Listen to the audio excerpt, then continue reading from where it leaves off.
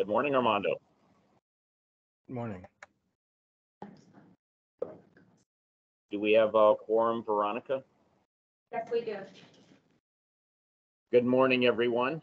Welcome to the Regional Wastewater Reclamation Advisory Committee meeting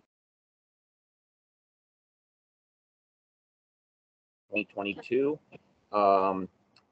We have quorum and the call to order. Veronica, Veronica, please do the roll call. Scott Oldendorf, Here.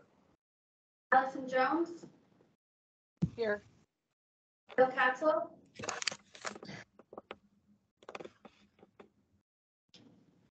I see him. Bill Katzel, you're muted, Bill. I'm here. Scott Holt, I'm Here. Here. Matt Matheson, Here. Armando Membria, Presente. and Anne Marie Wolf. Here.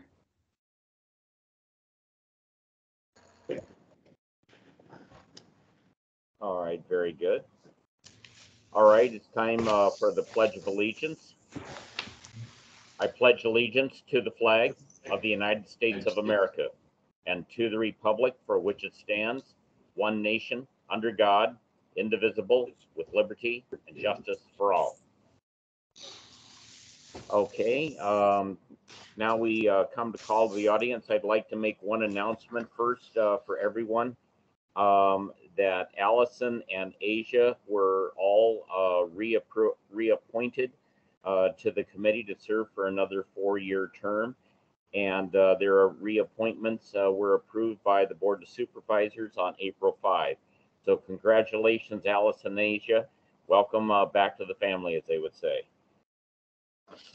Call to the audience. Do we have anybody having anything for call to the audience?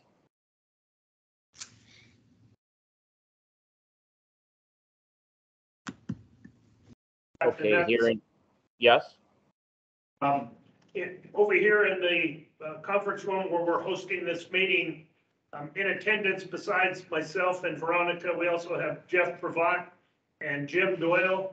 And just for your information, because of the scheduling conflict that entered 2 meetings, the City Water Advisory Committee and some meetings that we have in wastewater conflict, and it's been very challenging for me to get there, as well as some of the senior management. But Jim Doyle had a free slot and has volunteered to represent the department at CWAC. So he's the one that's been in attendance, and he'll be joining us here more often than not to make sure he can help communicate between the 2 groups. So thanks for being here, Jim.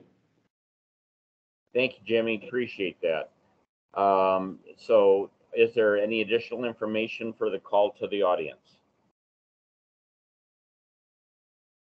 Okay. We'll go directly into safety share. Does anyone have a safety share? I always have a safety share, but I won't use it unless somebody else has one. So, you know, we are seeing a little bit more activity in our safety arena. You know, we do have a fair amount of turnover and new people, and so, you know, we're finding a few near misses and things that could be attributed to having new people. And so we're kind of doubling down on our communications on safety and getting our supervisors and managers to get out and get around more. We found some of our safety guards that had been out of order and nobody had realized it. So we're just going back through a good safety audit. And we also had some turnover in our safety leadership team. So we're kicking off a new group that's in our safety leadership roles, and hopefully will get us back on track and keep us safe. So that's my safety share. Thank you, Jackson. Anybody else have an additional safety share?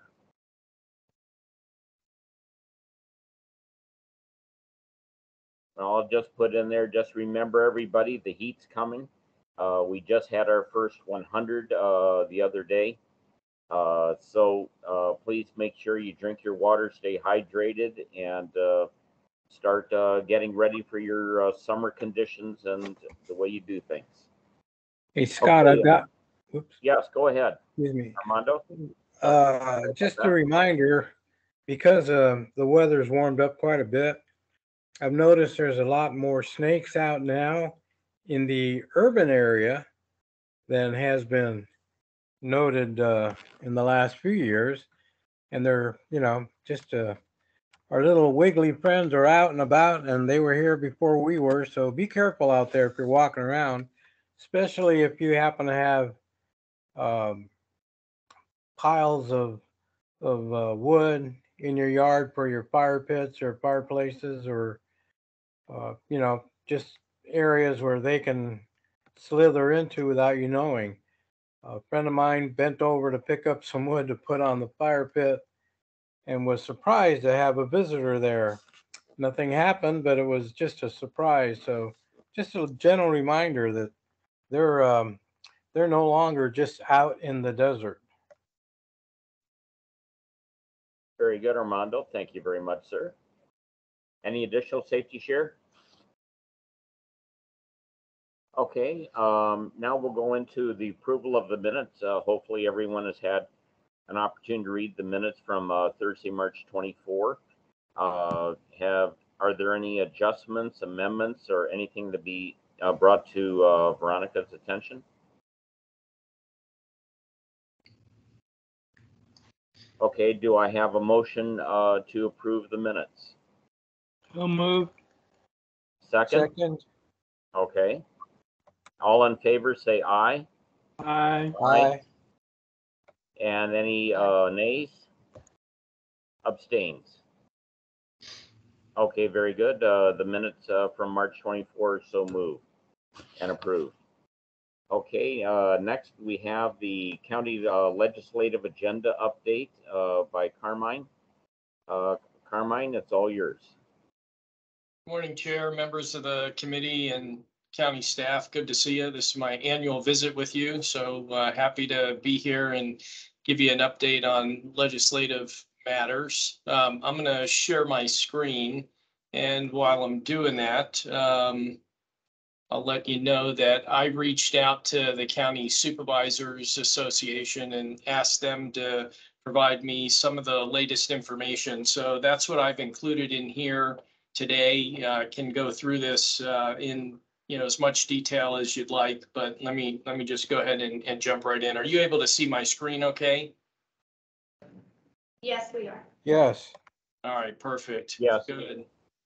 So just a high level update on calendar and session numbers. So as you can see, April 19th was the 100th day of the session. So it started back in January and has been moving its way through. A lot of activity, as you can see over under the numbers section as of Thursday, April 28th. Today there's 109 days in the session, 1,700 bills, over 1,700 bills that were posted, 217 have passed, and 196 have been signed have been signed. I asked them to focus a little bit on water-related topics. I thought that'd be of interest to the committee. So they gave me details on governor's priorities. I think you're all aware drought is high on the minds of all of us in the Southwest. And, the governor has called for, $1 billion allocation for drought mitigation fund. And then also there's a couple of bills associated with the governor's interest in the Arizona Water Authority.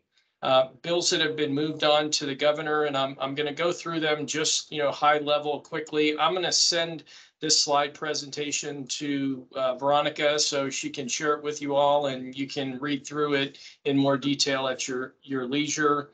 But House Bill 2037 that relates to counties and also the ability to accept, manage, and distribute federal funds for projects to increase water supply. And it also includes, municipal water providers, irrigation districts, county flood control districts, dealing with recharge on the flood control district side. So that went to the governor. A couple of other ones, Water Supply Development Fund. WIFA. I think you're all familiar with that as a funding source. And, previously there was some voter approval associated with that. This goes ahead and raises the cap and provides greater access to jurisdictions, now including counties, for those particular funds. House Bill 2231 is dealing with universities and being able to provide assistance for water rights claimants that are owners that don't have legal representation.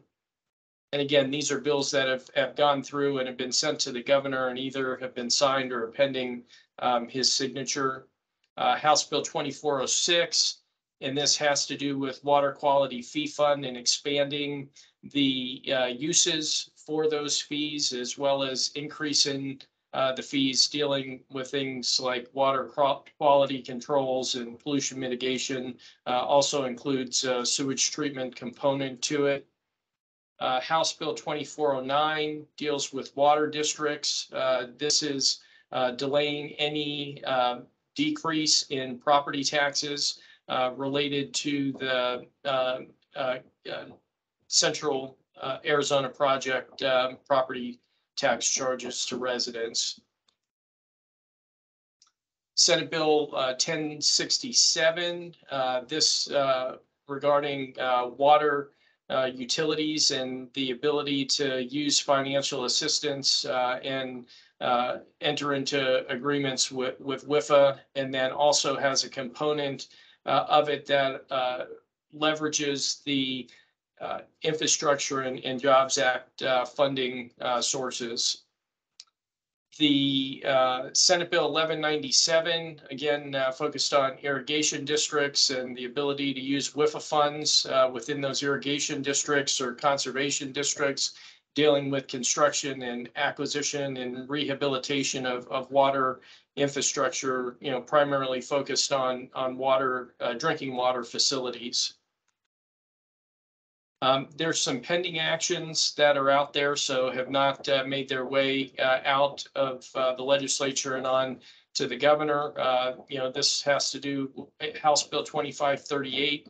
Water Protection Fund would appropriate $1 million to that protection fund in 2023. There's Senate Bill 1564, which again is on domestic water districts, also related to wastewater, and that's a fund to provide grants related to irrigation systems. Approximately 30 million is what's contemplated there. The next couple of slides just show failed bills, items that were making their way through the state legislature. I included this in here just to give you a sense. There's about 15 or 16 of them that were being considered that just didn't pass. So they're listed here. And when you get the slide deck, you can take a little closer look at those if you'd like. But stuff dealing with assured water supply, management areas, water energy improvement districts, plumbing fixtures and water efficiency, drinking water standards, a whole slate of different things that were there. So I think just to give you a sense that water was on the minds of the state legislature up there, not only the bills that progressed, but a number of them that were proposed but didn't make any progress. This is just from County Supervisors Association perspective, items that are being monitored, things that are of concern across the state to county governments that we're watching, and the County Supervisors Association is keeping an eye on. So these are not necessarily specific to water. A couple of them have to do with elections and counting of election ballots, emergency voting centers and polling places, mask requirements, prohibitions on mask requirements, county land divisions, and the requirement for survey. So, really a wide range of things that are on the watch list of County Supervisors Association, and certainly of interest to us here in Pima County. And again, when you have this, you can, take a look at it in greater detail, but, wanted to share with you that there are still some things that are being tracked pretty closely.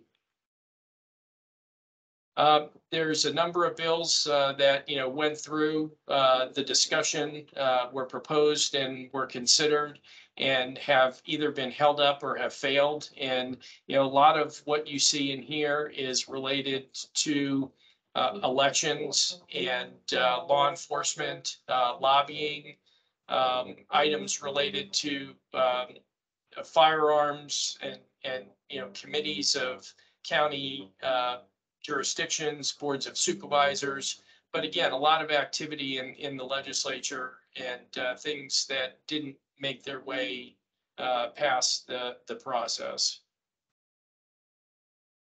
Some other passed bills that are not bills that have passed that are not water related, having to do with emergency powers in the state. There was a lot of discussion, and there was a lot of mixed opinions in terms of shutting down of businesses during the pandemic. So, there's a House bill that's passed that removes the ability to require closing of businesses in the event of an emergency. Incorporation and urban area issues regarding the requirements for written notice on intent to incorporate, residential zoning related to park model trailers, public records, items dealing with candidate signatures on nominating petitions. We're going through a redistricting process here locally. So there's an election integrity committee is working through that. And, these are items of interest as well.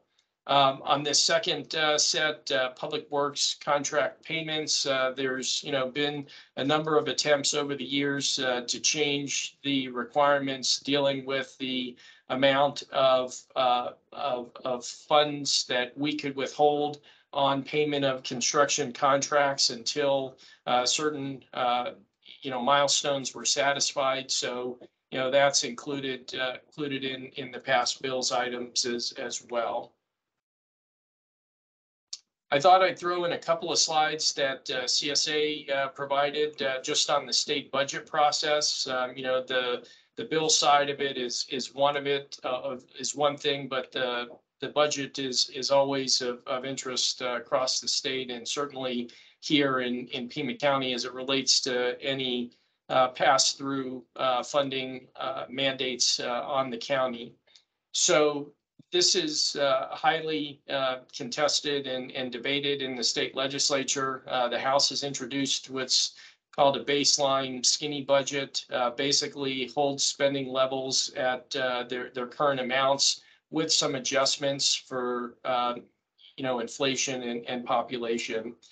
Really, it leaves an ending balance in the state reserves of 3.1 billion in 2023, but then those amounts go down in subsequent years.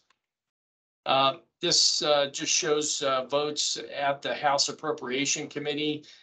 You see a lot of items budget related. I think there's about a dozen on there, all of them which did not receive approval out of the House Appropriations Committee. So the top one is the General Appropriations Act, and you can see it was a 6-7 vote against that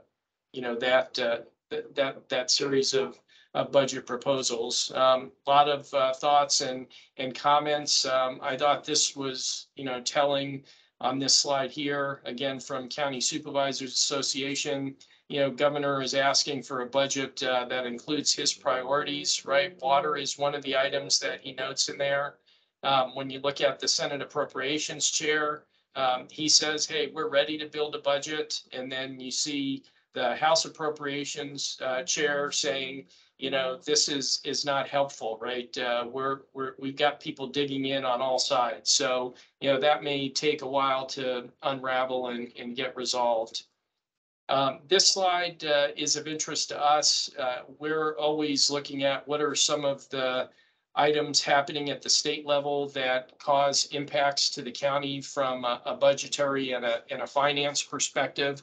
So you can see that there's a number of things that have reduced the county tax base. There were reductions in the commercial assessment ratios, and they actually will continue to reduce over a series of years. So that has a negative impact. There are various bills that create exemptions dealing with sales tax revenues. And then there's also the formulating of an approach where vehicle license tax, can receive or realize some reductions. So on the increase cost sides, the long-term care system payments from the counties to the states are seeing increases. And, those pose a variety of challenges really to the county. So, that's really a thumbnail sketch. I'm certainly able to answer any specific questions. And again, we'll get those slides over to Veronica so that you have it in your possession and can look through it at your leisure. Well, thank you very much, Carmine. That was very informative. Does anybody have any questions for Carmine on the legislative update?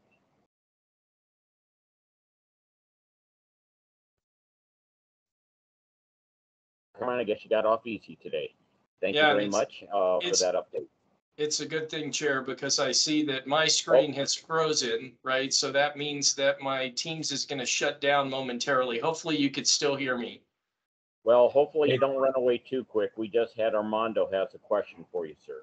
Hey, Okay. Carmine, I don't really have a question. I just wanted to say thanks. That was a pretty nice review you gave. It's a lot of information. I'll be looking forward to trying to dissect it. It'll take me a lot longer than it took you. Thank you. Absolutely happy to answer any questions after you've had a chance to look at it. So I think Veronica can help direct any follow up to me, and we can get back to you with additional information if needed. Very good. Thank you, Carmine. Appreciate it. Thank you. Any last questions for Carmine? Okay, thank you, Carmine. We'll go on to the next item on the agenda of cash investment. Andy Welch. So Andy, you're the new, I believe, Michelle or something like that. Yeah, good morning, everyone. My name's Andy Welch. I'm actually a deputy director. Somebody else is going to be taking the director spot for Michelle, but she did have me fill in on this one because there were some questions about the reserve and where we invest the reserve monies. I'm going to share my screen just so I can go over a couple brief topics to explain where that money is invested. Can everyone see my screen? Yes, okay. Yes. So to start off, I wanted to point out that there's two Arizona revised statutes that we must follow that dictate where we can invest the county monies. The first one is revised statute 11-492 about apportionment of county monies. All this basically says is any money that comes into the county must go to the county treasurer, and it is her responsibility to manage the county's money and choose where to invest it. The next statute that I wanted to point out is that the county treasurer is directed to invest the public monies in securities and deposits that are only in eligible investments. So there's a list of things that are eligible. However, for the reserve monies, she has chosen that the pooled investment funds established by the state treasurer are the best option that we invest those monies in. And that is one of the eligible investments underneath that statute. So to show you the details of the two reserves that I was going to discuss today, the emergency reserve fund, that was something that was established back in 2009 by the county's board of supervisors, and that's set aside for unexpected events that might occur in the case of an emergency. For that fund, we maintain a balance of $20 million exactly in the state treasurer's local government investment pool, specifically pool 500 of that pool. And that is monitored monthly. And as we earn interest that might take it over $20 million, we take that interest and put it back into the operational fund so that it can be used to pay operational expenses. And then we also have the operating reserve fund, which is required by the debt instruments that we issue in order to fund all of our projects. And because we issue those debts with those restrictions, we have a 90-day balance that we're required to maintain of expected operating expenses, so that we show that we have money there just in case there's some sort of emergency and we have ballooning operating expenses. We want to know that we have the money there in order to handle a 90-day, 3-month worth of expenses that we can handle without having to tap into the operating cash. So this is set aside as another type of emergency, but it's the operating reserve in case we need to dip into it for things like huge inflationary costs that start going up, those types of things. And that fund is adjusted monthly to forecast the 3 months of operating expenses. And we adjust that balance to have the 3 months worth. So currently the balance is about $21 million that we have in that same long-term or local government investment pool. And we monitor that and adjust it up or down based on what we forecast for the next 3 months worth of operating expenses. And why do we put it in that specific local government investment pool?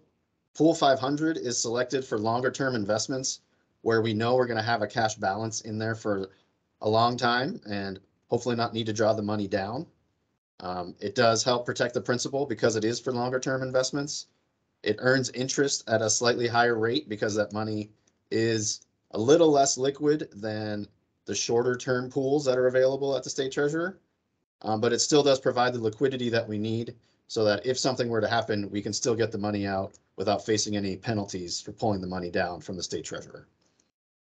But really, that's all I was here to discuss is those two reserves that we have and how we invest it. And it's really dictated by the Arizona revised statutes and what the treasurer is allowed to invest in. And those are the things that she has decided to invest them in. So with that, I can answer any questions. Jackson, one question I have is, since we've established those funds, we haven't used in many, many years the emergency fund or the operating reserve fund. So they're just sitting there. Is there any reason they couldn't be a combined single fund for 21 million? They're combined together in that pool. So they actually are lumped together in order to earn the interest at the, $41 million rate. So it's not like it's two separate investments earning different interest. They're both pulled together. It was a little different. It just seems to me if you have two funds of approximately the same amount, 20 and 21 million, that neither one is used or has a history of being used. So they're pretty safe bets they're not going to be used. Could that not satisfy with just a $21 million total pool that could be used either if an emergency happened first or if the need to perform 90 days worth of funds for operating expenses, you could show that money's in an account, waiting for that use. It's just seems like such a low probability of being used. Why keep two of them when one would probably be sufficient? But just a thought. Yeah, I think that would have to be a decision that the board would have to make for the emergency reserve, because we can't really do anything with the operating reserve because it's required by the debt. But the emergency reserve is a board of supervisor policy that makes us keep that extra 20 million. So that I think that would be something that would have to be changed by the board. Thank you. Mm-hmm. Matt, Very good, Andy. Yep. Go ahead, Matt. Very good, Andy. Thank you very much for those informative things. Does anybody have any? Matt has a question. Yeah, thank you. You had a Couple of questions, Andy. One, do you have a sense of, I assume the LGIP 500 means there's like 500 different funds that are part of that group. Is that true? And do you have a sense of what kind of funds it is we're investing in? Yeah, so it's a large pool of different investments and other governments put their monies into it as well. So the money is tracked by the different participants in the pool so that everybody knows what balance they have, but all the monies are commingled into one pot. And that pot of money is used to purchase a variety of different investments. And the investments in LGIP 500 are fixed income securities for the most part, where they have a set interest rate for about 12 to 18 months of a term. And the other types of investments I've seen in there are mortgage-backed securities from federal government agencies like Fannie Mae, Freddie Mac, and they invest in those because those are typically longer term and have a relatively stable interest rate. So they try to find investments that are relatively low risk in order to not put the pool in a bad position where it's losing money. But they do maintain those positions in those investments throughout the maturity of the investment. So they don't necessarily trade the investments quickly in order to earn or lose money as if they're like actively trading on a market. So they typically invest in lower risk, stable investments to hopefully earn some moderate interest gains over the long term. And the return that we're getting, do you have a sense of what that's been over the last couple of years? Yeah, I believe the interest earned has been in the neighborhood of about 1.8% from this pool. Over the past 8 months or so, there has been an increase in interest rates, which has kept the investments that we are currently locked into. They were bought at lower interest rates. So as interest rates are increased by the Federal Reserve, our investments look like they have less value. However, because we hold them to maturity, we do not have any risk in losing money by trading them at like a lower value. So we hold them for the entire maturity and earn the interest of about 1.8% that we've been earning historically in that pool. Okay. Hey, thank you.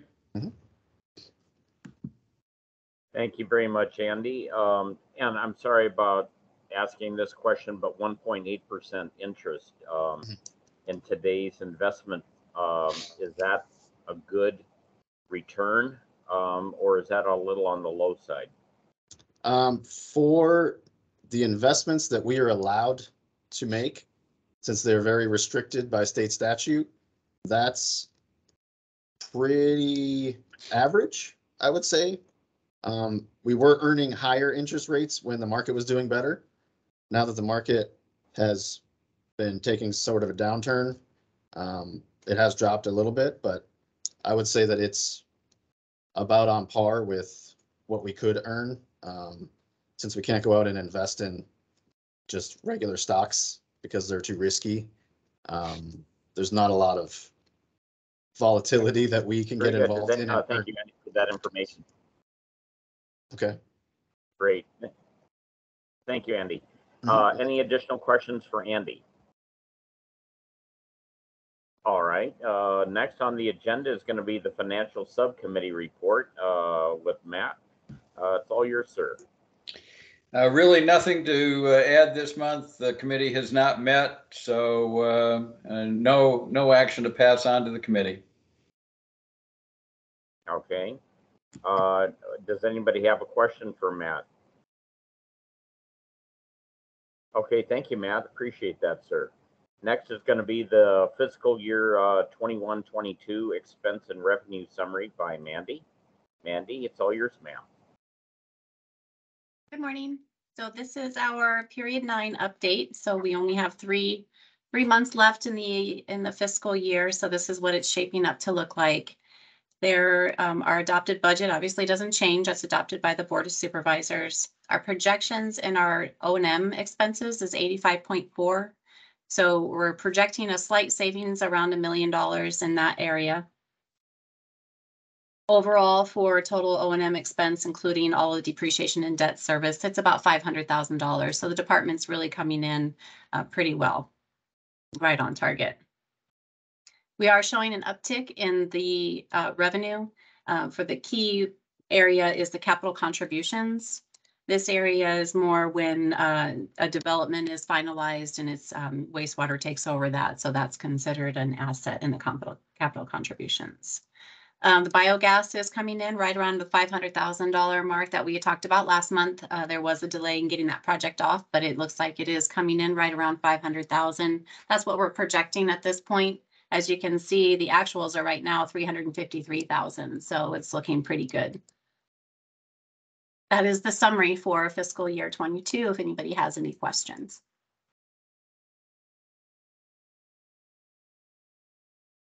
All right, Thank you, great. Mandy. See y'all next month. Any questions for Mandy?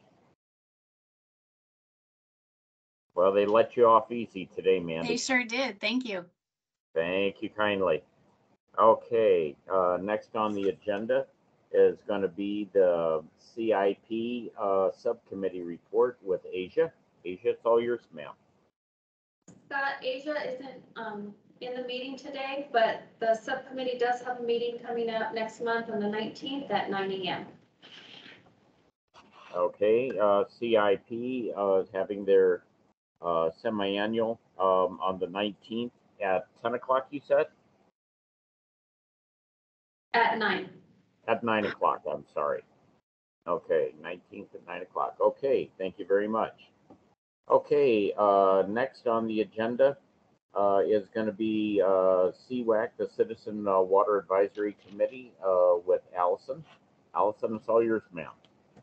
Thank you. CWAC met on April 6th, and the real substance of the meeting was a legislative update by Andrew Greenhill, who is on this call. And he spoke about some specific bills, which you also heard about from Carmine. For example, the WIFA, there's a WIFA bill that allows municipalities to use WIFA grant money without having to get voter approval. There's a water and WIFA bill for money to be distributed to the states with a focus on PFAS contaminants. There's a striker bill, Senate Bill 1171, which would recognize treated process water as a new category of water. It would be for groundwater used in food and beverage manufacturing. This is also known as the White Claw bill. And this will have significant impact on water law. And there's a lot of opposition to that. I don't know the status on it since April 6th. One of the big ones was Senate Bill 1611, which is for the Arizona Water Authority. This would establish a state water authority with a 9-member governing board to oversee 2 state-funded funds to invest in water-related improvements in Arizona. It would use state money towards large augmentation projects. ADWR is currently reviewing that. The appointments would come from an appointment recommendation committee. And the goal is to develop and acquire more water for Arizona. Right now, there's a lot not known about that, but as of now, the authority of the board would allow them to acquire, sell, lease, exchange, or dispose of property, acquire, sell, lease, exchange, or transfer water and rights to water, plan, construct, acquire, and decommission water-related facilities or infrastructure, store water. So it would be a very powerful committee. There were some other bills. House Bill 2129 would allow ADQ to direct potable reuse rules and implement direct potable reuse. There's a lot of support for that. There was a rainwater harvesting bill. And so that was the main part of the meeting. It was fascinating, actually. And thanks to Andrew for presenting that to CWAC on April 6th. That concludes my report. Thank you, Allison. Do we have any questions for Allison?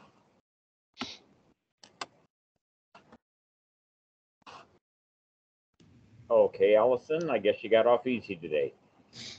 Thank you very much for that report. Appreciate that. Next on the agenda is future agenda items. Does anybody have anything to ask for to be put on the future agenda? Yeah, this is Matt. I'd suggest we have a director's update at the next meeting. I really missed Jackson's bringing information to the committee today. Here, here. See, you got a following, Jackson. I will, of course, do it. We just weren't sure how long with Carmine bumped me. I'll just blame it on Carmine, put it that way. But you'll get the full dog and pony show at the next and the continued meetings that we normally do. And on that note, it looks like the next meeting is going to be on Thursday, May 26th at 8 o'clock. So we're heading into the summer season. Excuse me. Any other comments, anything about future agenda items? We have Claire. Yes. Thank you. I apologize. I was late. I had an emergency here and I couldn't, not in my home, in my office, but from home. And I had to take care of it. I did have an item for your consideration. I'm a member of the Santa Cruz Watershed Collaborative, and they have recently written a watershed restoration plan. And the hope is to get this out to different groups to get their feedback and also just to let them know what's happening with this. It's a collaborative that brings people from all the different jurisdictions, including Pima County Wastewater. And so we thought that it would be good to have it at this committee. So I thought I'd bring that forward as a possibility.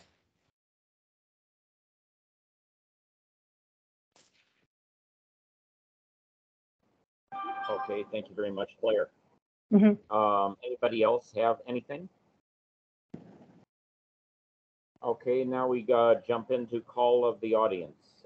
Here's your one last time to say anything. Call to the audience.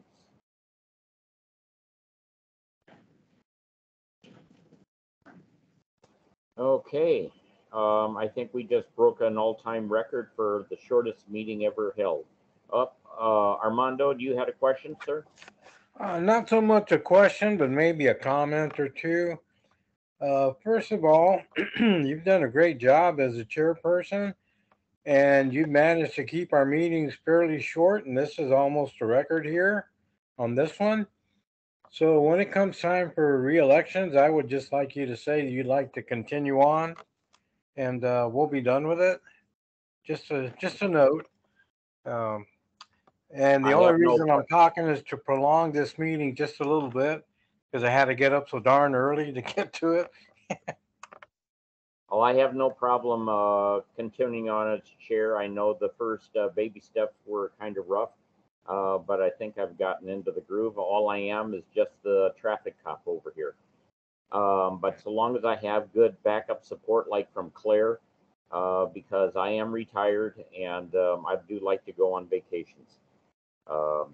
So Claire, if you could also continue to support me, I would greatly appreciate you doing that too again.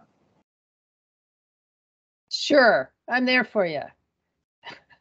And Claire is going to take over for the June meeting. And if any world events happen while I'm over in Northern Europe, do not fear. I will return. Okay, do we have anything else to be said before we go into adjournment? Okay, very good. Thank you everyone for participating. Do I have a motion to adjourn? So moved. Do I have a second? Second. All right, very good. All in favor, say aye. Aye. Aye. Any nays? Abstains? 8:50 in the morning. Let's go over and have breakfast. Thank you, everyone. Have it. See you Yeah. next month. Y'all be safe Bye-bye. out there.